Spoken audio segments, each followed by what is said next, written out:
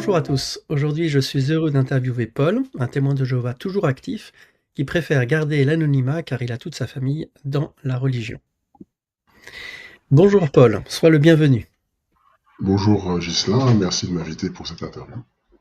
Avec plaisir. Peux-tu nous raconter brièvement ton historique chez les témoins de Jéhovah? Oui, alors, bon, déjà je suis né dans la vérité, comme on dit chez les témoins, donc tu connais un petit peu cette expression. Alors pour ceux qui connaissent pas cette expression, ça veut dire que j'ai grandi dans l'enseignement des témoins de Jéhovah dès ma petite enfance. Alors ma mère a connu les témoins de Jéhovah dans les années 70, à une époque où beaucoup attendaient la fin du monde, notamment en 1975. J'avais environ 3 ans au moment où ma mère a connu la vérité, comme on dit. Et donc j'ai grandi dans cet enseignement avec cette vision des choses. Arrivé à l'âge de 14 ans, bien, j'ai pris le baptême. Et à cette époque, c'était même très courant que les jeunes se fassent baptiser, certains même avant 10 ans. Avec le recul, je dirais qu'une partie de ma motivation au baptême venait aussi du fait que mes copains dans l'assemblée, les jeunes, avaient déjà appris le baptême et donc j'étais un petit peu à la traîne par rapport à eux. Après mon lycée professionnel, j'ai traversé une période où je me suis posé beaucoup de questions. J'avais moins envie d'aller aux réunions, moins envie de participer à la prédication. Faut dire qu'à cette époque, la prédication, c'était pas comme aujourd'hui, hein. C'était beaucoup plus exigeant. On proposait régulièrement réveillez-vous tour de garde. Si tu te rappelles, ça sortait tous les 15 jours. Et il fallait les vendre un franc pièce. Et souvent, on avait comme territoire bien le quartier où on habitait. Et du coup, j'étais presque dans l'obligation de prêcher à mes camarades de classe. Tu comprends la difficulté dans laquelle j'étais et comment ça me gênait. Et puis j'avais des camarades qui faisaient des fêtes, notamment des anniversaires. Et bon, moi, je pouvais pas. Alors des fois, je racontais des histoires, des bobards, comme on dit, à mes parents pour pouvoir y aller et moi aussi faire la fête, quoi. Après, vers 17 ans, j'ai repris l'activité un peu plus régulière, notamment parce que j'accompagnais ma famille aux réunions. Puis à l'âge de 20-21 ans, est venu le moment du service militaire obligatoire à l'époque. Et donc, bien, les témoins de Jéhovah ne participant pas à l'armée, et il n'y avait pas non plus à l'époque on appelle ça, le service de substitut. Eh bien, donc, du coup, j'ai fait 13 mois de prison. Pour moi, donc, ce choix, c'était vraiment ma conviction réelle à ce moment-là, hein. J'étais prêt à subir les conséquences de mes croyances. À cette période, j'étais convaincu que j'étais dans la vérité. Après, donc, ce service militaire en prison, après ces 13 mois, je me suis marié avec une témoin de Jéhovah et j'ai commencé une vie de couple comme étant un simple proclamateur baptisé. Au fil des années, bien, j'ai déménagé, donc j'ai changé d'assemblée. J'ai pas eu de responsabilité, notamment parce qu'à l'époque, eh bien, le seul travail que j'avais trouvé, c'était en horaire décalé. Et dans ces années-là, dans les années 90, on n'était pas quelqu'un, on va dire, d'exemplaire si on travaillait en décalé. Bon, j'ai pas trop compris à l'époque parce qu'il n'y avait aucun rapport avec la spiritualité, mais on m'avait pas donné de responsabilité parce que je ne pouvais pas assister à toutes les réunions, malgré que je participais à la prédication et que je faisais de mon mieux pour être présent. Et puis à l'époque aussi, la prédication, je ne sais pas si tu as un souvenir, je me rappelle pas dans quelle année tu étais témoin de Jéhovah, toi, Ghislain, mais dans ces années-là, il y avait beaucoup de rendez-vous en semaine, et il fallait que les frères soient présents, donc du coup ils étaient obligés de travailler en horaire administratif, on va dire, et quand tu étais en décalé, tu n'étais pas très très bien vu. C'est vrai qu'avec le temps, les choses ont changé, hein. Même les méthodes de prédication ont changé. Il a fallu s'adapter aux gens du territoire, et eux-mêmes travaillent en décalé, donc il a fallu que nous aussi les rendez-vous soient décalés. Et donc les frères et sœurs aujourd'hui travaillent beaucoup en décalé aussi. Par la suite, j'ai été nommé assistant ministériel, comme on disait, maintenant on dit plus qu'assistant. Bon, le mot ministériel a disparu. Et j'ai pris cette responsabilité au sérieux, et je me suis investi davantage sur le plan spirituel, jusqu'à remplir les conditions pour devenir ancien. Et il y a à peu près, un peu plus de 15 ans, j'ai été nommé ancien. Voilà un petit peu mon parcours. D'accord. Oui, bah moi j'étais témoin à cette époque-là, hein, puisque moi aussi j'étais témoin dès presque ma naissance. D'accord. Donc, mais je me souviens en effet que quand tu n'assistais pas à toutes les réunions à cause de ton travail, c'était pas très bien vu, et donc ça pouvait te gêner pour avoir des privilèges, hein, Comme on dit, ouais. comme voilà. Donc oui, je comprends un petit peu, ce que tu racontes, ouais. En effet, ça correspond à ce que j'ai vécu. Alors donc tu es devenu ancien et alors, est-ce que tu peux donner des raisons? Qu'est-ce qui t'a fait, te motiver pour, devenir ancien et donc avoir des responsabilités dans une, congrégation ou une assemblée de témoins de Jéhovah qui compte à peu près une centaine de personnes? Oui, alors à vrai dire, j'ai pas cherché à être ancien. Donc c'est vrai que j'étais assistant à l'époque. Et quand on m'a proposé d'être ancien, eh bien, j'ai vu ça comme une responsabilité qui arrivait parce que les autres anciens considéraient que je remplissais les conditions. Je voyais même ça comme un privilège spirituel, une responsabilité envers Jéhovah. Euh, Moi, j'ai été élevé dans l'idée, comme je dis, ma mère a connu très tôt, enfin moi j'étais très jeune quand elle a connu la vérité, en tout cas les témoins de Jéhovah. Et j'ai été élevé dans l'idée que tout ce qu'on nous demandait de faire, eh bien fallait l'accepter parce que c'était une manière de servir Jéhovah. Donc, quand on m'a demandé si je voulais être ancien dans l'Assemblée, ben, j'ai accepté cette responsabilité. Je pensais aussi que devenir ancien me permettrait d'aider davantage les membres de l'Assemblée. C'était pas une question de statut ou d'importance, mais plutôt de soutien spirituel que je pouvais apporter aux compagnons. Notamment, ce que j'ai apprécié dans ce travail d'ancien, c'était les visites pastorales, parce que bien, j'aimais écouter les compagnons, essayer de les comprendre et trouver des versets bibliques qui pouvaient les encourager. Alors c'est vrai que j'ai pas eu de formation particulière, hein, notamment les compagnons nous racontent des fois des soucis, et moi j'ai pas de formation dans le domaine psychologique, ni familial, ni même autre. Mais je faisais de mon mieux pour trouver des versets bibliques qui pouvaient réellement les toucher, les aider. Et notamment une partie du rôle des anciens, c'est faire des discours publics. Et j'ai toujours été stressé hein, pour faire un discours. J'ai jamais été vraiment à l'aise. J'aime pas trop parler devant un public. C'est pas naturel pour moi, hein. Je considérais vraiment que mon rôle d'ancien, c'était plus un rôle de berger. Et donc, c'est pour ça que j'ai pris cette responsabilité au sérieux. C'est pas vraiment pour le statut, hein, c'est pas pour faire des discours, mais c'est plutôt pour essayer d'aider les personnes qui m'étaient confiées. D'accord. Et tu peux préciser quel âge tu avais quand tu as commencé à être ancien? J'avais 40 ans. 40 ans. D'accord. Donc tu étais un homme mûr, quand même, J'espère. hein? À 40 ans. Et donc, voilà, tu as fait ton job d'ancien pendant 15 ans et quand est-ce que tu as commencé à sentir qu'il y avait un problème? Alors, il n'y a pas eu un seul événement déclencheur. C'est pas quelque chose qui a fait que je me suis. Il n'y a pas eu d'électrochoc en quelque sorte. C'est plutôt une accumulation de petites choses. Par exemple, un frère est arrivé dans notre assemblée à un moment, et tu sais, quand les frères arrivent dans des assemblées, il y a des courriers qui les accompagnent. Et le courrier, bien, disait que le frère avait des soucis, on va dire, avec notamment avec la justice, et nous demandait de contacter le service juridique du Bethel. Alors c'est ce que j'ai fait, hein. C'était marqué d'ailleurs dans les instructions quand on avait ce genre de cas, notamment quand ça impliquait des mineurs, hein, le frère a des problèmes avec des mineurs, qu'il fallait appeler de toute urgence le Bethel. Alors comme on a reçu le courrier tardivement, je rentrais du travail, donc j'ai reçu le courrier tardivement, j'ai contacté un autre ancien et on a appelé le Bethel, sauf que urgent pour le Bethel, ça veut dire urgent dans les horaires d'ouverture. Ils étaient pas ouverts, donc il a fallu attendre le lendemain dans les horaires d'ouverture du Bethel. Donc c'était pas si urgent que ça en fin de compte. Et donc j'ai contacté le service juridique pour expliquer donc que ce compagnon, ce frère arrivait dans notre assemblée et qu'il a vu des problèmes avec des mineurs. C'est ce qui était marqué dans le courrier.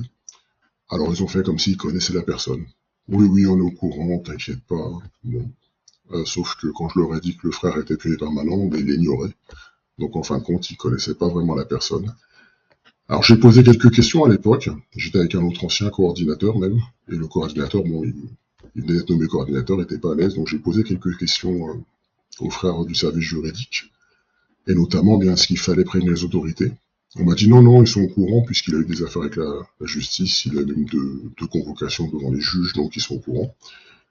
Alors je me suis dit, est-ce qu'il faut au moins prévenir les parents de l'Assemblée pour qu'ils surveillent leurs jeunes enfants? Et là on m'a dit non, non, non, faut juste surveiller le frère.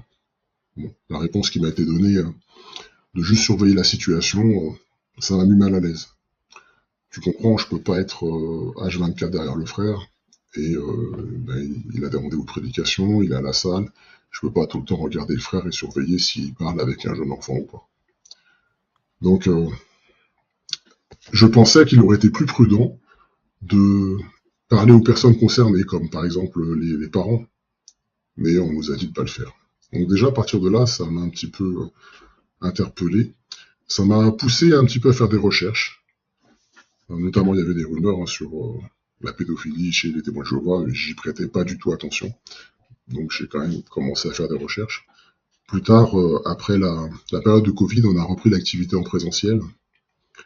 Et là, j'ai reçu une formation par le service des relations publiques du Bétel pour répondre à certaines questions, euh, pour notamment les autorités, les maires, tout ce qui est autorité, maires, sénateurs, police, par rapport à l'activité témoin Jéhovah. Et dans cette formation, j'ai formation, mais en fin de compte, c'était 2 heures sur Zoom. Bon, c'était une formation pour eux, mais c'était 2 heures sur Zoom. Et on m'a présenté certains versets bibliques, des arguments, on m'a donné un accès, enfin, on m'a expliqué qu'il y avait un autre site. Moi, je connaissais que jw.org. Bien, là, il y a les témoinsjéhovah.org aussi, un site que je connaissais pas à l'époque, qui est un site qui avait été créé pour avoir des relations avec les autorités. Et notamment en consultant ce site, eh bien, j'ai découvert des informations critiques sur les témoins de Jéhovah, la lutte qui attaquait les témoins de Jéhovah et la réponse des témoins de Jéhovah. Et en lisant ces questions et ces réponses, je me suis aperçu qu'il y avait de l'existence de certains procès. Et dans ces procès, bien, j'ai été me renseigner un petit peu. Et il y a des choses qui m'ont un petit peu dérangé quand même. D'accord. Attends, ah oui, je sais pas si c'est quelque chose qui te gênait, mais nous, ça nous gênait. Moi, quand j'étais ancien et avec les autres aussi, quand on téléphonait au Bétel, souvent, on n'avait pas le nom de la personne Oui, qu'on avait en face de nous. c'est vrai. Et donc, on savait pas à qui on parlait. Quand on retéléphonait, on savait pas si on retombait sur la même personne. Et je crois que certains se sont lancés à leur demander leur nom, mais à chaque fois, ils disaient non, non, Oui. on donne pas. Alors nous, on nous donnait des fois des indications. Par exemple, il fallait appeler le département au service et demander le Oui, service et on nous précisait ouais, quelques ouais. initiales aussi. Donc on demande le département au service et après on demande des initiales. Donc eux, ils savaient C'était juste des initiales, ouais, eux, d'accord. ils savaient qui ils Mm. étaient, mais nous, on savait pas. Enfin, moi, c'était quelque chose que je trouvais gênant, quoi, quand même. Non, mais je peux Parce comprendre. qu'on savait pas à qui on parlait, quoi. Mm. D'accord, donc voilà qui a commencé un petit peu à éveiller quelques soupçons C'est ça. chez toi. Alors, qu'est-ce qui te gênait le plus quand tu étais ancien? Alors, plusieurs choses m'a gêné. Euh, D'un côté, les anciens sont présentés comme des serviteurs spirituels, hein, qui doivent encourager et aider les membres de l'Assemblée. Et ça, c'est la partie du rôle des anciens que j'appréciais. Lorsque notamment je faisais des visites pastorales, hein, comme je l'ai déjà dit. J'aimais vraiment écouter et essayer de trouver un verset biblique qui correspondait à la situation du frère ou de la sœur pour vraiment les réconforter, les pousser à aller de l'avant, les encourager. Mais je me suis rendu compte qu'avec le temps, être ancien, c'est aussi un rôle d'autorité. Et des fois, on est amené à prendre des décisions concernant la vie des autres. Et ça me dérangeait. Par exemple, lors de certaines visites pastorales, des frères et sœurs venaient nous parler de problèmes personnels, des difficultés, que ce soit dans leur couple, des tensions à leur travail, des problèmes affectifs, ou alors d'autres difficultés. Eh bien, nous pouvions les écouter, prier avec eux, leur apporter des pensées bibliques, mais je suis pas psychologue, je suis pas thérapeute, je suis pas spécialiste dans certains domaines, donc c'est vrai que la Bible peut donner une aide extraordinaire, mais ça remplace pas l'aide d'un professionnel, notamment lorsqu'on rencontre par exemple un problème psychologique, médical ou familial. Et ça me dérangeait aussi, c'est que les anciens parfois prennent la décision à la place des autres. Si tu veux des exemples, je peux t'en donner au fait, hein. Oui, oui, si tu veux donner un exemple, ce sera bien, oui. Par exemple, un jour, une sœur nous appelle hein, parce que son mari non témoin l'a trompée, hein. Elle est dans une situation très triste, ça se comprend. Donc on a essayé d'écouter, de la réconforter. Et la sœur voulait divorcer, c'est son droit biblique. Et je me rappelle bon, j'étais jeune ancien à l'époque, donc je me rappelle de l'ancien qui m'accompagnait, qui lui dit non, non, non, faut pas que tu divorces, Jéhovah est le divorce. En plus, ton mari il commence à étudier, donc non, non, non, faut pas que tu divorces, sinon ça va empêcher de servir Jéhovah. Donc la sœur est restée avec son mari. Mais 10 ans plus tard, son mari était toujours pas témoin, donc l'argument était un petit peu bidon. Et son mari continuait de la tromper, et 10 ans plus tard, elle a réellement divorcé, mais elle n'était plus dans la même assemblée, elle a certainement pas eu les mêmes conseils. Un autre exemple, ça concerne par exemple les comités judiciaires, ce qu'on appelle comité de discipline judiciaire à l'époque, maintenant c'est des comités anciens. Alors, ça c'est pareil, des fois on est amené à entendre certaines situations, à écouter, et je me dis, est-ce que je suis vraiment bien placé pour ce genre de situation? Est-ce que c'est mon rôle en tant qu'ancien? Par exemple, lorsqu'une personne rencontre un problème qui est lié à la pornographie, et malheureusement, bien chez les témoins de Jéhovah, beaucoup de comités sont liés à la pornographie, les anciens, on peut leur apporter des questions, des réponses bibliques, pardon. On peut leur apporter des conseils, un soutien, mais on n'est pas médecin. Maintenant, c'est reconnu, c'est une vraie addiction, hein. Et il faut un médecin faut un spécialiste en quelque sorte pour aider, pour même évaluer les risques. Je me rappelle d'un jeune, c'est un peu plus récent, qui bien tout gêné vient nous parler de la pornographie parce que c'était son problème. Et dans le livre des anciens, on doit discerner quel genre de pornographie il s'agit. Bon, ça c'est un peu délicat quand même parce que bon, même on a beau être des hommes, les questions sont claires, hein.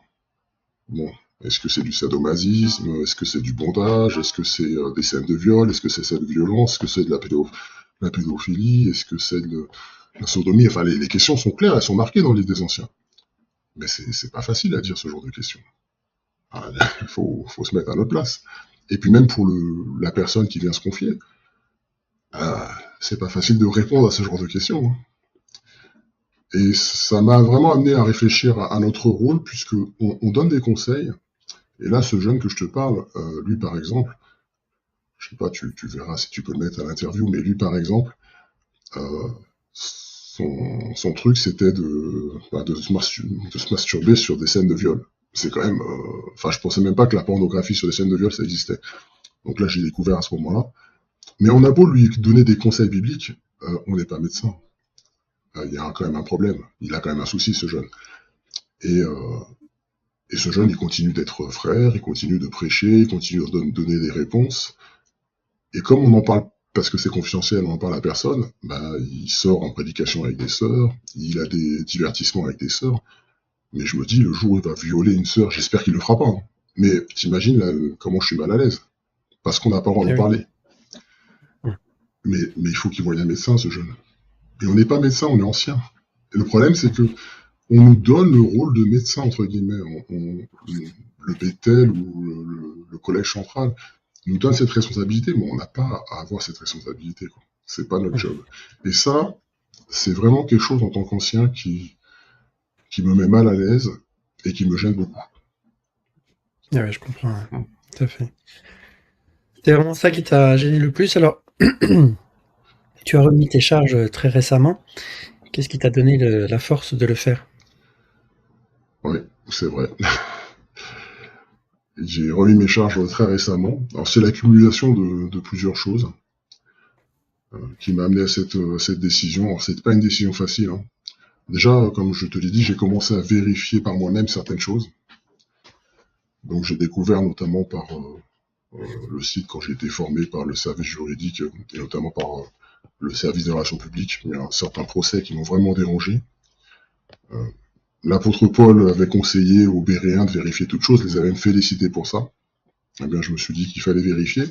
Et dans l'organisation, on nous dit aussi d'ailleurs de vérifier toutes choses. On nous dit oui, soyez comme les Béréens. Sauf qu'on nous dit de vérifier toutes choses dans les sources de l'organisation. Du coup, c'est un peu une contradiction parce que tu vérifies une chose dans ce qu'on te dit que c'est vrai. Donc tu peux pas vérifier, en fin de compte. Tous ces doutes, j'en ai parlé aussi à ma famille, à certains membres, sans leur dire que je remettais en cause le collège central, parce que tout de suite j'aurais été taxé d'apostat, hein. Donc on m'a répondu, Jéhovah voit ce qui se passe, il va rectifier les choses au bon moment. Alors c'est vrai que c'est un argument qu'on entend souvent dans les assemblées, quand il y a des situations pas normales. On dit oui, vous inquiétez pas, frères et sœurs, Jéhovah voit ce qui se passe, et s'il faut rectifier les choses, il le fera. Mais c'est valable pour les autres organisations aussi, du coup. Et pourtant, le Collège central se permet de critiquer les autres religions. Mais si les autres religions, Jéhovah voit, il pourra rectifier aussi en son temps. Et pourtant, on nous dit de sortir de la fausse religion parce qu'il y a des erreurs. Et chez nous, quand il y a des erreurs ou quand il y a des choses qui se passent, on nous dit attends, Jéhovah va corriger. Donc c'est un discours qui est pas très cohérent. Mon dilemme aussi, c'était de est-ce que je suis fidèle à ma conscience ou est-ce que bien je continue d'enseigner certaines choses que je sais être faux. Parce qu'en tant qu'ancien, je dois suivre les instructions du collège central. Oui. Voilà. Je dois faire des discours, je dois être en accord avec ce qui est dit, et certaines choses me dérangent. Alors pour moi, être fidèle à Dieu, c'est pas simplement suivre des hommes, c'est aussi bien avoir une compréhension de ce que Jéhovah attend réellement de nous. Et c'est vrai, quand on a une compréhension qui est différente du collège central, on nous traite presque d'apostats. Et à mes yeux, l'apostasie, c'est pas ça. C'est renier le Christ. C'est abandonner, par exemple, la foi chrétienne. Et ça, bien, moi, je continue à aimer Jésus, je continue à avoir foi en lui. Par contre, c'est vrai que je remets en cause certains enseignements du collège central. Et notamment le fait que le collège central a, pour les témoins de Jéhovah, une grande place. Peut-être des fois une place qui devrait revenir à Jésus, et pas au collège central. Ils prennent vraiment une importance énorme. Alors cette décision, comme je te l'ai dit, ça n'a pas été facile. J'ai prié abondamment, je me suis dit, voilà, est-ce que je continue à aider les frères et sœurs avec cette responsabilité d'ancien? Parce que c'est quelque chose que j'aime, aider les frères et sœurs. Mais du coup, je suis obligé d'enseigner quelque chose qui est faux, ou je suis obligé de taire des choses que je sais, et qui se passent et qui est grave. Bon, c'était vraiment un cas de conscience. Et puis j'ai aussi beaucoup de fatigue. J'ai accumulé beaucoup de charges au fil des années, beaucoup de responsabilités. Et moi, j'ai, dans la prière, avec beaucoup de tristesse, j'ai même pleuré, hein, pour te dire, j'ai pris cette décision qui est difficile, hein, de remettre mes fonctions. Alors c'est difficile aussi parce que je me suis dit, voilà, t'abandonnes les frères et sœurs.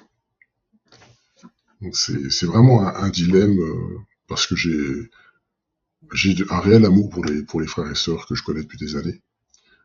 Et c'est vraiment un dilemme pour moi de rester ancien, sachant que c'est faux. Donc j'ai été obligé pour être honnête avec moi-même, avec ma conscience, pour être honnête avec Jéhovah aussi, il a fallu que je remette mes charges. Bah écoute, c'est bien, hein. C'est être honnête avec soi-même, c'est une bonne chose, hein. Félicitations. C'est vrai que, tu vois, moi, ce que je ressentais aussi, c'est que on parlait beaucoup de Jésus et donc on devait suivre l'exemple de Jésus dans les réunions d'anciens et autres enseignements qu'on avait nous en tant qu'anciens. Et puis après, quand on prenait des décisions, bon, on avait oublié Jésus et on pensait automatiquement aux publications éditées par le Collège central, le livre pour les anciens, etc. Et on le suivait en premier, même si ça correspondait pas à l'enseignement de Jésus. Et je crois que tu as eu aussi, tu conduisais la tour de garde ou des réunions comme ça, et puis ça t'était difficile, non, un petit peu avant de rendre tes charges? Oui, oui, j'ai eu certains privilèges. Alors j'ai eu effectivement à un moment le privilège de conduire la tour de garde. Et c'est vrai que les enseignements de la tour de garde me faisaient beaucoup réfléchir. Moi, il y a des fois, ça te fait même sourire, malheureusement. Et d'autres fois, tu te dis comment je vais essayer de passer rapidement cette idée, parce que je sais qu'elle est fausse, pour pouvoir passer au paragraphe suivant. Donc c'était un peu Ouais. compliqué. Tu avais envie de contredire l'idée, de rectifier, mais bon, c'était au piège, quoi. C'était piégé. C'est compliqué. Ouais. Ouais. Donc forcément, voilà, inéluctablement, arrive un moment tu as pris si tu veux être honnête avec toi-même, tu peux pas, entre guillemets, volontairement induire les autres en erreur, parce que quand tu es sur le pupitre, même quand tu fais un discours, voilà, on dit ce que dit la personne, ce que dit l'ancien, ça vient de Jéhovah, ça vient de la Bible, même si c'est pas forcément vrai. Et du coup, on croit. Et tu peux pas volontairement induire en erreur des frères et sœurs. Tu te dis non, je sais que c'est faux, je peux pas continuer. Ouais, c'est sûr. Et puis si jamais tu te donnes un petit peu de liberté, parce que moi je m'en suis donné tout au long de ma carrière d'ancien, Même si j'étais très convaincu, mais bon, il y avait des idées qui n'étaient pas les idées habituellement véhiculées, hein, pas forcément par le Collège central, mais véhiculées par les frères et sœurs. Bon, tout de suite, ça se voyait, quoi. Et donc, j'avais l'affection de frères, d'anciens en particulier. Mais voilà, tout de suite, ça se voit. Hein. Moi, quand on est dans un groupe avec une doxa, forcément, dès qu'on est à la limite de la doxa, ça se voit. Alors, tu as cité quelques anecdotes Oui. de la sœur, du jeune. Est-ce que tu en aurais d'autres anecdotes quand tu étais ancien? Oui, alors je sais pas si c'est vraiment des anecdotes, parce que comme je t'ai dit, la sœur, c'est une situation triste quand même, malheureusement pour elle, Mm. ce jeune aussi. Mais j'ai par exemple, je me rappelle d'une sœur qui avait un problème avec un ancien. Bon, c'est toujours compliqué, hein. T'as un problème avec un ancien, et cet ancien lui faisait à chaque réunion des reproches. Bon, pourquoi? On ne sait pas, mais... Et du coup, elle avait même la boule au ventre de venir aux réunions, et elle pleurait pendant les réunions ou après. Elle a finalement choisi de venir m'en parler. Alors je l'ai remercié, hein, parce que c'est pour quand même une preuve de confiance. Et puis aller voir un ancien pour lui parler d'un autre ancien, c'est même compliqué pour un compagnon, hein. Il se dit comment on va me percevoir, donc c'est difficile. Alors j'ai écouté cette sœur, hein, j'ai essayé de l'encourager. Et puis je l'ai encouragé aussi à dire à cet ancien, ben, la prochaine fois que tu veux me parler, ben, tu me parles devant mon mari. C'est quand même l'autorité familiale. Donc elle a suivi mon conseil, et l'ancien lui a dit non, non, je suis un ancien, j'ai pas besoin que ton mari soit là. D'un ton ferme. Et la sœur, il l'a encore sermonné, et la sœur a continué à pleurer. Du coup, j'ai conseillé son mari de l'accompagner à la salle, de presque être tout le temps collé à côté d'elle, au début et à la fin de la réunion, jusqu'à ce que je règle le problème avec le frère, hein. Alors, ça m'avait du difficulté, mais j'ai quand même réglé le problème avec le frère. Surtout que c'était, pour moi, c'est quand même, euh, je veux dire, Jéhovah, il a mis un ordre des choses dans la famille, et tu peux pas aller faire le reproche à une sœur, même si t'es ancien, sans contester l'autorité familiale qu'est le mari. Alors c'est pas pour diminuer la sœur, hein, mais c'est quand même par respect par son mari, et pour éviter aussi qu'il y a peut-être un doute ou que ça parle, parce que quand tu vas parler régulièrement à une sœur et qu'elle se met à pleurer, on peut se poser des questions, hein. Donc pour Ouais. moi, c'était vraiment pas pour diminuer cette sœur, mais c'était pour respecter le cadre familial, la situation établie par les normes bibliques, et pour éviter que le malaise continue, hein. Et ça m'a aussi fait réfléchir, parce que certains eh bien abusent de leur autorité d'ancien. Ouais, ouais, Voilà. Tu as tout à fait. peut-être connu ça toi aussi, hein. Ouais. Oui, c'est vrai que quand tu dis bah, la sœur avait la boule au ventre, moi j'ai connu beaucoup de personnes qui venaient avec la boule au ventre. Hein. Mm. Parce que c'est vrai que certains anciens, ils étaient nommés, et alors ils avaient une idée de l'autorité, ça y est, c'était les chefs, quoi. Ah oui, c'est C'était les ça. chefs, fallait les obéir. Mm. Moi, je suis allé dans une assemblée, il y avait un ancien qui était comme ça, hein. Il avait ses piles de dossiers là, puis il arrivait, et hop, il arrivait voir les frères et sœurs, et puis ce qu'il disait, ben, c'était soi-disant sourcé parce qu'il avait plein de papiers, et les autres, c'était infernal, quoi. Hein. Ouais. Même il m'avait fait une visite à moi, c'était incroyable, et j'avais l'impression que c'était un capot, tu vois? Ah, La Gestapo qui la arrivait. Gestapo. J'ai dit ça, la Gestapo, il vient avec un dossier comme ça. Voilà. Ah, C'est vrai que bon, voilà, il y a dans les collèges d'anciens, il y a quand même un certain nombre, on va pas dire la majorité, mais quelques-uns, hein. Je pense que tu peux confirmer quelques-uns qui se prennent vraiment pour des chefs, quoi. c'est ça. Et c'est Mm. voilà, des... Donc c'est ce que tu as vécu, toi. Ok.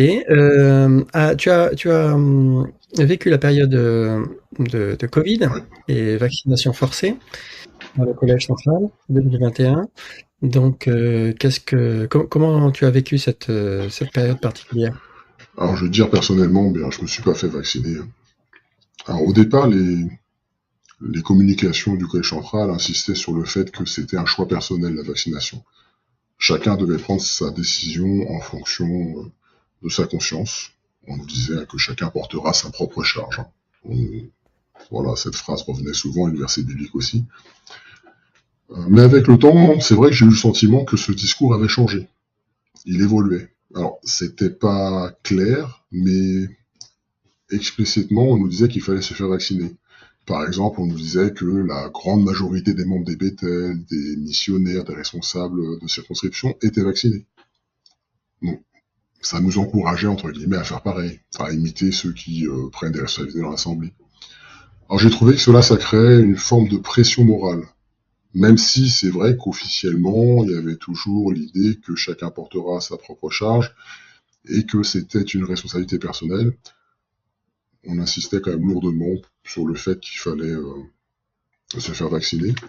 Ce qui, moi, m'a dérangé vraiment, ou ce qui m'a le plus marqué dans cette période, c'est lorsqu'on a reçu cette communication confidentielle, que tu connais bien aussi, où on nous demandait de ne pas parler en mal de la vaccination, de ne pas inciter les autres à en parler en mal, ou ne pas inciter les autres à ne pas se faire vacciner. Et cette consigne, ce courrier renvoyait directement au livre des anciens, à la partie qui traite de la division. Et en tant qu'ancien, bien, je comprenais immédiatement à quoi cela faisait référence, hein. On nous dit que la division est rattachée à l'apostasie. J'ai donc ressenti ce courrier comme vraiment une pression, hein, une véritable pression. Le message que j'ai compris, c'était « Ok, t'es libre de ne pas te faire vacciner, mais tu dois pas exprimer publiquement ton désaccord. Et tu dois pas influencer d'autres à ne pas se faire vacciner. Sinon, tu peux être considéré comme quelqu'un qui crée de la division, voire un apostat. » Et ça, ce message-là que j'ai compris, moi, personnellement, il m'a choqué. Parce que pour moi, il n'y a aucun rapport entre un choix médical et l'enseignement du Christ. C'est pas parce que je décide ou non de me faire vacciner que je renie l'enseignement du Christ. Et rapprocher le vaccin à quelqu'un qui crée de la division et à l'apostasie, j'ai trouvé ça très choquant. Par la suite, il y a eu les écoles des anciens ou des pionniers, hein, qui étaient en présentiel quand ça a recommencé. Et tu te rappelles certainement qu'à l'époque, si tu voulais y assister, eh bien, fallait être vacciné. Minimum 2 vaccinations, c'était marqué dans le courrier. Alors comme j'en avais 0, c'est sûr que c'était pas pour moi. Certains anciens m'ont dit « Oh, c'est dommage quand même, parce que Paul, t'aurais pu assister avec nous, tu serais fait vacciner, ça t'aurait fait du bien de voir ce cours, enfin là, c'est cette formation pour anciens. » Mais honnêtement, moi, j'avais déjà commencé à réfléchir par moi-même. J'étais déjà plus dans les mêmes dispositions d'esprit, et ça m'a pas vraiment dérangé de pas assister à cette école pour anciens. Au contraire, même avec le recul, ça m'a même soulagé de pas y aller. D'accord, donc tu as quand même réussi à passer, en restant ancien, cette période sans te faire vacciner. Ouais. Tu avais des raisons pour lesquelles tu voulais pas te faire vacciner? J'avais pas de raison particulière, mais voilà, Ouais. il y a tout ce qui était dit aussi hein, sur le vaccin. Ben, c'est vrai, j'en parlais pas, mais tout ce qui était dit sur le fait qu'il n'y avait pas de recul, que voilà, il y avait peu eu d'essais cliniques, tout ça, tout ce qui a été dit m'a fait que j'ai préféré ne pas me faire vacciner. Dans ma famille, j'ai laissé chacun choisir. Moi, j'ai un enfant qui a voulu, j'ai un autre enfant qui n'a pas voulu. Bon, chacun choisissait, pas forcément pour les mêmes motivations, mais chacun choisissait. Et moi, ça m'a jamais inspiré confiance, ce vaccin. D'accord. C'est peut-être parce que justement tu as fait des recherches, quoi. T'avais peut-être, j'essaie de faire le lien avec ce que tu as dit précédemment, le fait que tu avais commencé à faire un peu des recherches en dehors des publications de la société. Oui, Peut-être que là, tu as fait aussi tes recherches dans le domaine médical mes et que recherches tu... portaient pas sur le vaccin vraiment, hein. Mes recherches c'était vraiment sur tout ce qui était procès contre les témoins de Jéhovah qui m'a ouvert un petit peu les yeux sur certaines choses que je pensais qui n'existaient pas et qui malheureusement étaient vraies.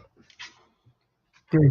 Non, mais ce que je veux dire, c'est que ayant fait ces recherches, bah, quand ça a été pour le vaccin, toi aussi, tu as été quand même un peu ouvert et tu as peut-être regardé d'autres choses que ce qui Ah était oui, uniquement dit par la société, quoi. j'avoue effectivement que j'ai regardé d'autres choses, oui. Et donc beaucoup de vidéos effectivement qui parlaient des risques de Ouais. ce vaccin-là. Mmh. Ouais, d'accord.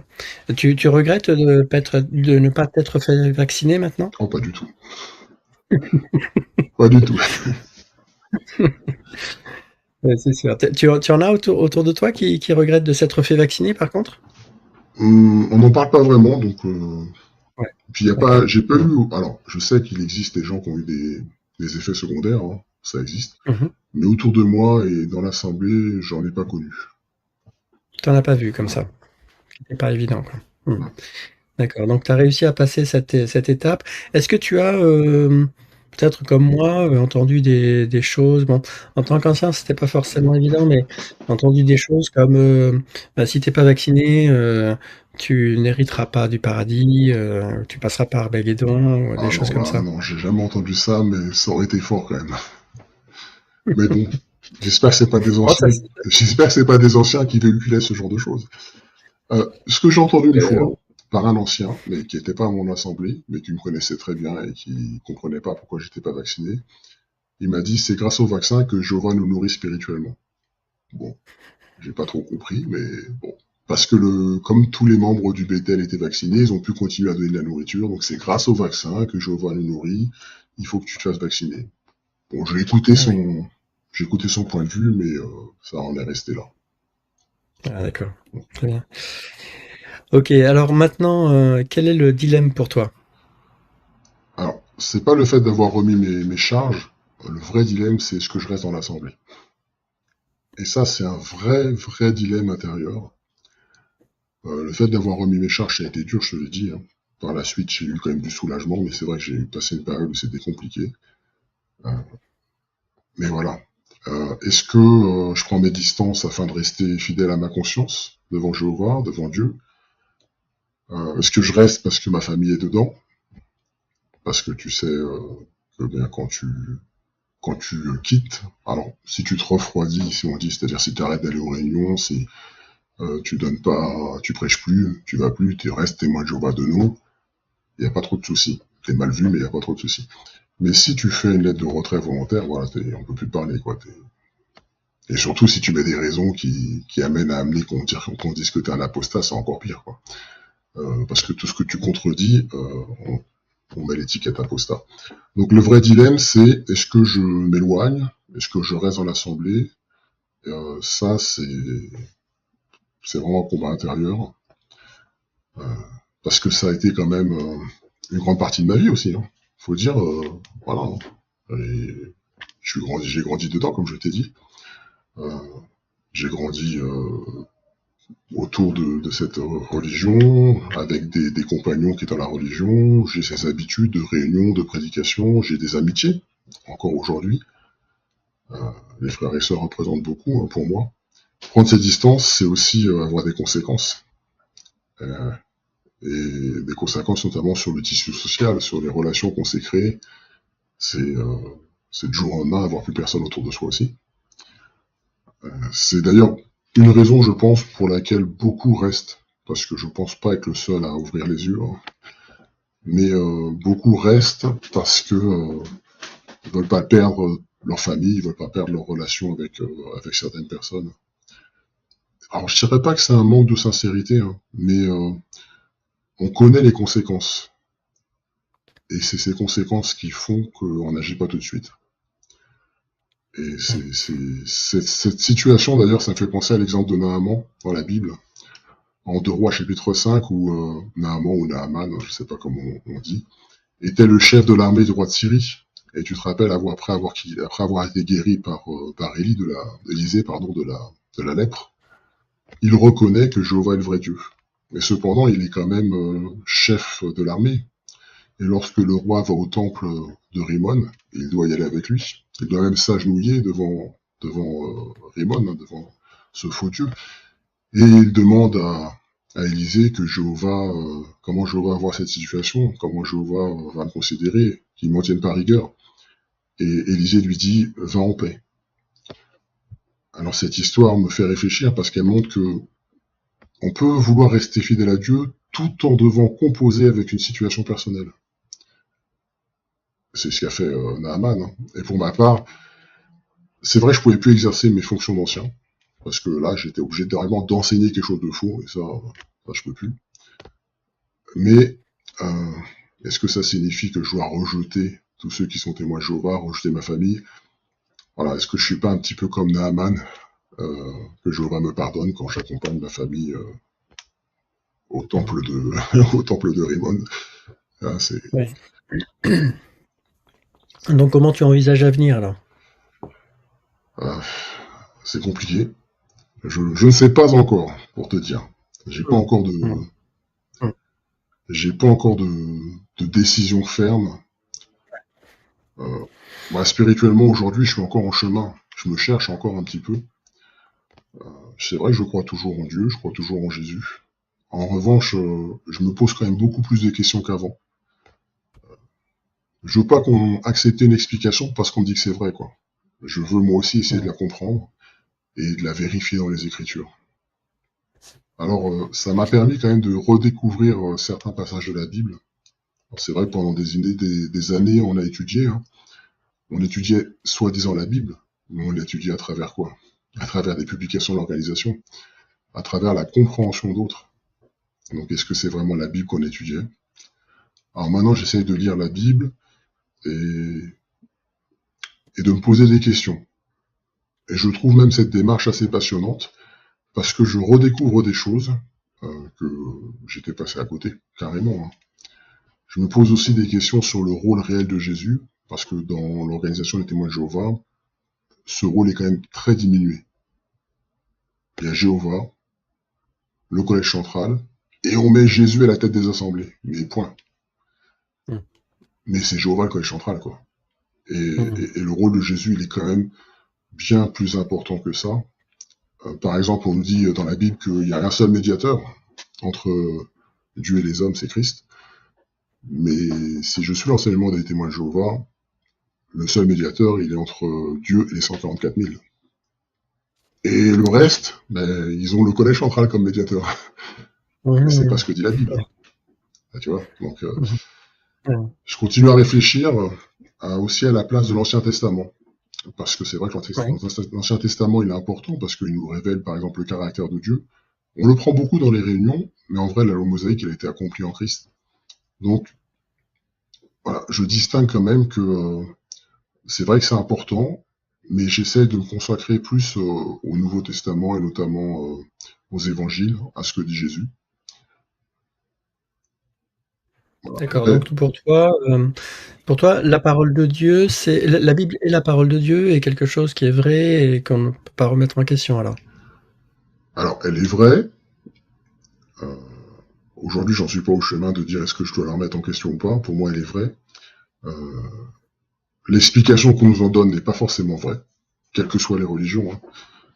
Parce que toutes les religions ont des explications des fois différentes sur certains versets, certains passages, où chacun prend un petit peu les passages qui les intéressent. Même les témoins de Jéhovah, malheureusement, font ça, hein. Et du coup, elle est vraie dans son ensemble, il faut la voir en globalité. Je me consacre plus au Nouveau Testament qu'à l'Ancien, parce que l'Ancien Testament, c'était Dieu et le peuple juif pour moi. Et à partir de Jésus, c'est quand même ouvert au monde entier. Donc ça ne veut pas dire que je remets en question le reste, hein. Mais voilà. J'essaie déjà de me consacrer sur cette partie qui est déjà quand même assez grosse. Mmh. J'ai pas perdu la foi en tout cas. Euh, Ouais. j'ai juste une foi qui change. Mmh. Mmh. Ton problème peut-être aussi, c'est que tu peux difficilement en parler autour de toi. Ah oui, c'est clair. D'ailleurs, quand je Mmh. fais des recherches, je les fais un peu en secret, hein, Mmh. parce que Mmh. Ouais. tout le reste de la famille est fermement convaincu. Tu peux pas en parler avec ta femme, quoi. Ma femme, elle est encore plus convaincue que moi, hein. Enfin, que je l'étais en tant qu'ancien, parce que je le suis plus Ouais, aujourd'hui. Mais je veux d'accord, ouais. dire, oui, Ah voilà. oui, Le collège central, c'est parole d'évangile, hein. voilà. Mmh. Ça me rappelle un ancien qui disait, quand le collège central parle, c'est Jéhovah qui parle. Et il est Et ancien, oui, et il te disait ça bien sûr. pleine réunion d'anciens. Quand le collège central parle, c'est Jéhovah qui parle. Bah non, je suis désolé, hein. Donc, ouais, Donc ta femme, elle s'est faite vacciner alors? mon épouse, oui, bien sûr. Ah OK. Ah Plutôt, oui, si le plutôt deux collège fois qu'une, même. d'accord. Je crois qu'elle a eu 3 Ah oui. vaccinations, il me semble. Ah oui, Voilà. d'accord. Est-ce que tu trouves que la religion des témoins de Jéhovah est une religion, un peu différente des autres où, Alors, tu as un contrôle, une domination importante sur les personnes, quoi? oui, c'est sûr qu'elle a un contrôle sur les personnes. Est-ce que c'est une religion comme les autres? Bah, j'ai connu que celle-là, donc c'est un peu Mmh. compliqué de comparer avec les autres. Euh, Même si je commence à m'ouvrir, pas forcément aux autres religions, mais à écouter un petit peu ce que pensent les autres aussi, parce que des fois, en ayant plusieurs compréhensions, on peut avoir plusieurs points de vue Mmh. différents, ça nous aide aussi à trouver la vérité. Je dirais quand même que c'est vrai que il y a un corps dirigeant, hein. Le corps dirigeant, voilà. Et il faut se soumettre au corps dirigeant qui est le collège central. Mais à l'intérieur de cette religion, il y a beaucoup de gens sincères quand même. Alors, il y en a qui savent qu'ils sont dans l'erreur, mais qui veulent pas perdre leur tissu social, pas perdre leur famille et qui restent. Mais Mhm. la majorité, alors je dirais pas que c'est ceux qui savent que c'est dans l'erreur, c'est pas la majorité. Ceux qui pensent que c'est la vérité, c'est la majorité pour moi. Et ils sont vraiment sincères. Ils font de leur mieux pour plaire à Dieu.